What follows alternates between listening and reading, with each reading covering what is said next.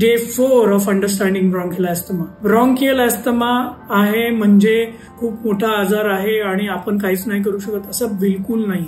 मला वयाच्या 7 पासून ब्रॉन्कियल अस्थमा आहे आणि मी हेल्दी आहे, मला काहीच प्रॉब्लेम नाहीये. मी स्वतःची काळजी घेतो.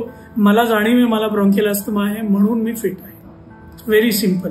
तर ब्रॉन्कियल अस्थमा दमा झाला म्हणून तुम्ही 4-5 डॉक्टरकडे फिरले आणि मेडिसिन्स ह्या डॉक्टरनी असं दिलं तो दिलं आणि खूप स्ट्रेस घेतला असं बिलकुल विचार करू नका.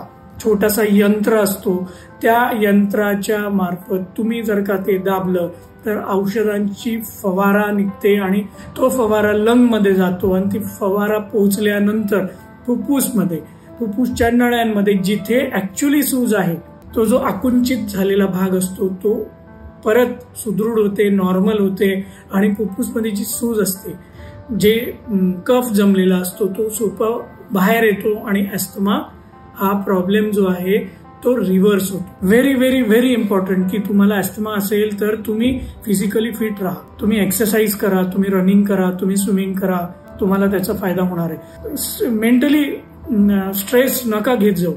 तुम्ही जर का काही छंद, काही हॉबीज फॉलो केले, तुम्ही म्युझिककडे वळले, तुम्ही डान्सिंग केला, तुम्ही थोडंसं प्राणायाम केला तर अस्थमामध्ये खूप छान असं तुम्हाला अस्थमाचे रिझल्ट्स मिळू शकतात.